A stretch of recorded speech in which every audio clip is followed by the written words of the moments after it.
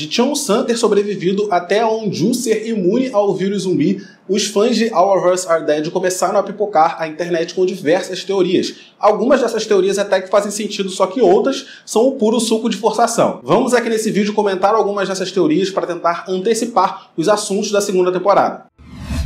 Fala galera, aqui é o Matheus Mendes, sejam muito bem-vindos a mais um vídeo aqui do canal, mais um vídeo pra gente falar de All of Us Are Dead. Eu já postei um vídeo aqui na semana passada comentando e explicando o final e todas as analogias. Eu vou deixar o link desse vídeo aqui na descrição. Nesse vídeo nós vamos comentar algumas das teorias mais populares da série, pra gente, ver aqui se faz sentido. Então eu vou contar a teoria pra vocês e vou dizer o que as pessoas que acreditam nessa teoria dizem e depois eu vou dar a minha opinião pessoal e quero saber a opinião de vocês também. Então, por favor, comentem aqui embaixo. Mas antes de começar, gostaria de pedir pra você se inscrever no canal se você ainda não está inscrito, porque aqui a gente sempre tá falando de conteúdo de séries, de conteúdo de filmes e pra você me seguir lá no Instagram também, pra você acompanhar o conteúdo que eu levo pra lá. Vamos começar então falando da teoria mais famosa e mais popular da série. Lá no meu vídeo de final explicado, a cada 10 comentários tem pelo menos 3 ou 4 falando que o Cheon-san sobreviveu e a galera não acredita que ele morreu de jeito nenhum. Mas como que isso é possível? Pera aí, agora que a gente vai entender. O Cheon-san foi mordido pelo Guinan lá naquela cena onde eles estão naquela estrutura, do lado de fora do prédio. Depois que ele é mordido, tem uma cena muito triste ali, onde ele abraça a Won-ju, onde ele beija a Won-ju e depois ele volta pra dentro do prédio gritando, fazendo muito barulho. Diz que é o cara mais feliz da escola naquele dia e ele meio que atrai os zumbis pra um lado diferente pra dar assim espaço pra galera sair do prédio. Ele entra no prédio, começa a gritar, começa a fazer barulho e os zumbis vão todos correndo atrás dele e acabam todo mundo caindo ali, lá naquele buraco ali de elevador. Beleza, os teóricos acreditam que se o Cheon-san fosse se transformar em um zumbi, ele já teria se transformado, porque as transformações, de uma pessoa para zumbi na série acontecem muito rápido. E o Cheon-san demorou um tempinho, ele se despediu da Won-ju e ele permaneceu lúcido. Depois ele entrou no prédio e ainda brigou com o Guinan mais uma vez. Então a galera acredita que esse tempo todo dele lúcido significa que ele virou um híbrido. Vimos na série que os híbridos têm uma força descomunal e que eles não morrem por conta de queda de altura, Inclusive na série vimos o Guinan, quando empurraram ele caiu lá do terraço da escola e não morreu, ele ficou todo quebrado, mas depois ele voltou a viver. E a própria Nan-ra, no finalzinho ali, nas últimas cenas, nos últimos minutos, ela pulou do terraço da escola e ela com certeza também sobreviveu. Ou seja, cair ali aquela queda, que todos aqueles zumbis estavam caindo, não ia matar nenhum deles. Então podemos supor que todos os zumbis que caíram naquele buraco do elevador sobreviveram. E se o Cheon-san tivesse sido transformado em zumbi, ele também sobreviveria. E se ele fosse um híbrido, que é que os teóricos acreditam, ele também iria sobreviver. Sim, teve uma bomba, não esqueci da bomba. Teve essa explosão que matou todos os zumbis ali daquelas áreas que estavam mais concentrados, só que quando estava caindo, o Cheon-san puxou o Guinan para sua frente, meio que utilizando ele como um escudo. E os teóricos acreditam que o Cheon-san sobreviveu à bomba por causa disso, que ele usou o outro como escudo, caiu lá embaixo, sobreviveu porque ele não morre por conta de queda e agora ele está vivendo junto com os híbridos da Nan-ra. Será que isso aconteceu? Eu vejo muitos furos nessa teoria. Eu gosto muito do Cheon-san e eu não queria que ele tivesse morrido, mas eu não consigo enxergar como ele pode ter sobrevivido. Dizem que ele virou um híbrido, mas nós não temos nenhuma evidência para afirmar uma coisa dessa. Só porque ele permaneceu lúcido por alguns minutos, o processo de transformação, o tempo para uma pessoa se transformar, varia de pessoa para pessoa. Quando eles desconfiaram que o amigo deles lá tinha sido mordido, eles prenderam o garoto naquela sala de música por 1 hora, mas todo mundo já acreditava que se tivesse passado 5 minutos e ele não tivesse se transformado, é porque ele não ia mais se transformar. Beleza, então vamos pensar aqui, 5 minutos, O tempo da mordida que o Cheon-san leva até o tempo da bomba explodir,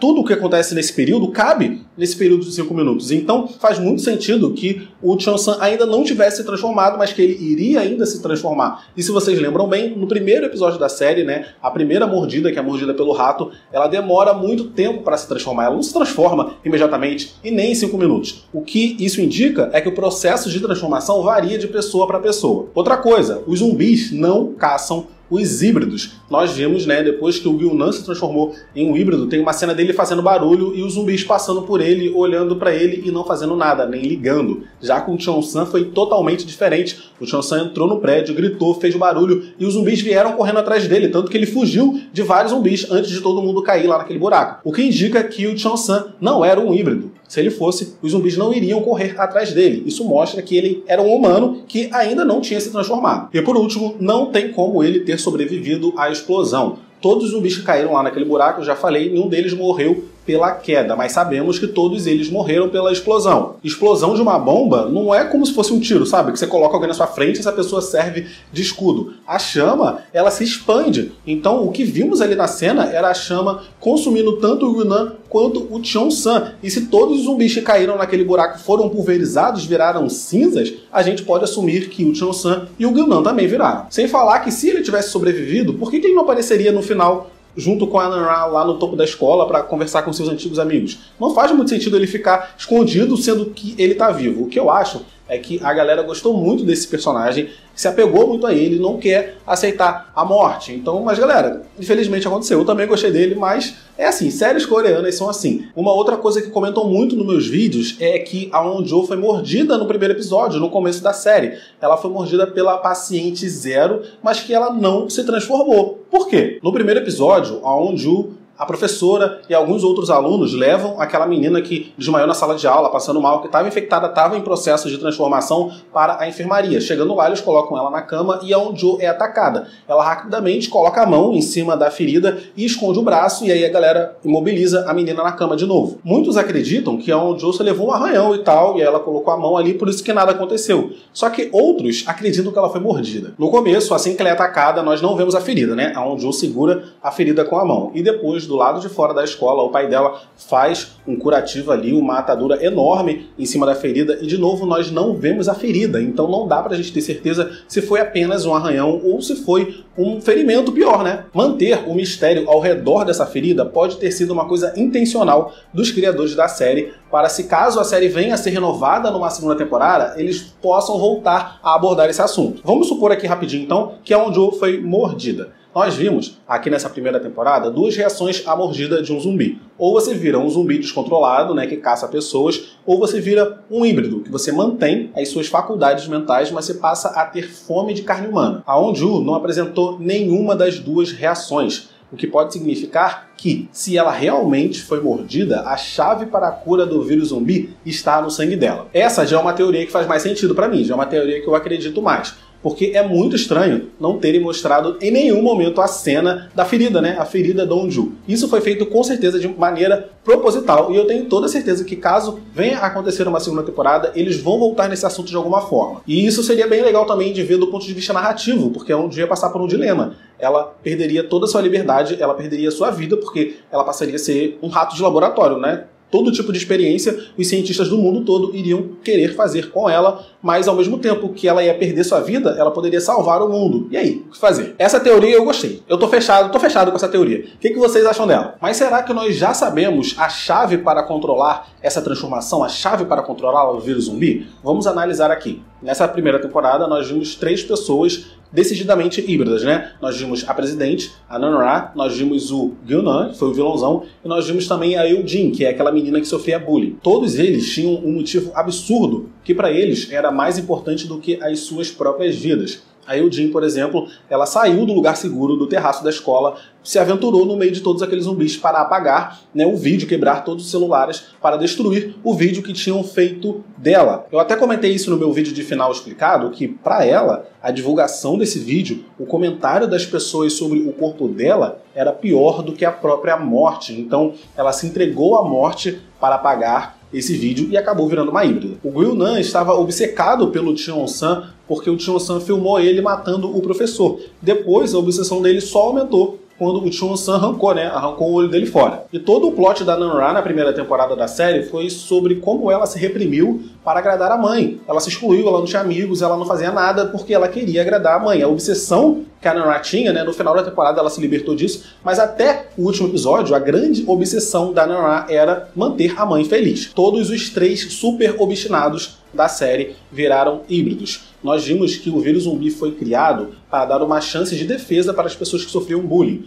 O professor criou esse vírus, né, para dar uma vontade de viver ao filho dele que já tinha tentado suicídio. E se a chave para controlar o vírus for justamente a vontade de viver para cumprir um objetivo? A teoria diz que pessoas extremamente obcecadas com alguma coisa são capazes de repelir o vírus Jona do cérebro, né? Por exemplo, aquela menina, ela estava sendo mordida quando os zumbis estavam atacando e ela estava quebrando celulares. Ela não estava nem querendo saber das mordidas, porque para ela, a obsessão dela, ela tinha que cumprir essa tarefa, quebrar os celulares. Isso para ela era mais importante do que a morte naquele momento. Então, se você tiver uma obsessão muito forte, uma tarefa que você queira cumprir mais do que viver, você se transforma um híbrido de acordo com essa teoria. O criador do vírus Jonah disse lá nos seus vídeos que o vírus zumbi estava em constante mutação e talvez, se ele entrasse em uma certa mutação dentro do corpo de uma pessoa, criaria uma nova raça de seres humanos, que no caso serão os híbridos. Mas espera aí, será que ele não se enganou não? Vimos que ele estava bastante enganado quando ele resolveu criar o vírus Jonah para começar, né? Não podia ter tido uma ideia pior. E segundo o que ele fala lá nos vídeos, se esse vírus entrasse em mutação no corpo de uma pessoa, criaria uma nova espécie de seres humanos. Ou seja,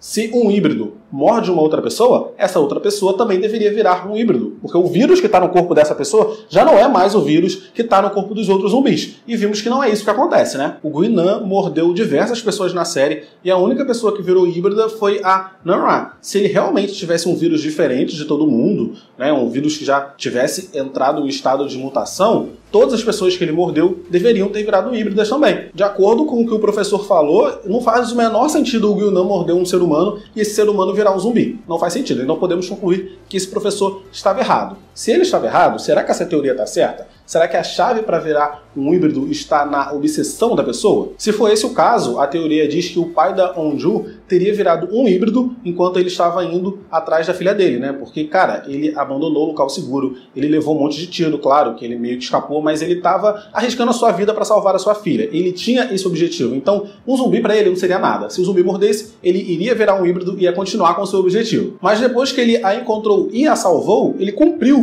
o objetivo. Ele não estava mais com essa gana de salvar a filha porque ele já tinha salvo. Então, por isso que a teoria diz que naquele momento, quando ele é mordido, ele ia virar zumbi por completo e por isso que ele trancou a quadra, né, por dentro para deixar o pessoal ir embora. O que vocês acham disso? Eu acho bem interessante essa relação feita dos três híbridos com os seus objetivos enquanto estavam vivos, né, humanos, completamente humanos, mas, sei lá, essa teoria não me convenceu completamente, não. Eu tendo a acreditar mais na teoria do professor mesmo, até porque são pouquíssimos humanos infectados que viram híbridos. A maioria vira zumbi normal, e eu acho que deve ter muito mais gente do que aqueles três que tinham grandes objetivos de vida. Por exemplo, a mãe daquela garotinha, ela teve o filho, colocou a garotinha num lugar seguro e ela se amarrou na porta ali daquele bar para não machucar a própria filha. Se ela estava tão obstinada a salvar a vida da criança, ela não deveria ter virado uma híbrida, de acordo com essa teoria, mas vimos que ela virou um zumbi por completo, né? Então eu acho que essa teoria também é uma teoria furada. Mas eu quero saber o que vocês acham, então por favor coloca aqui nos comentários. Eu vou ficando por aqui nesse vídeo, se vocês quiserem eu posso fazer mais vídeos comentando de mais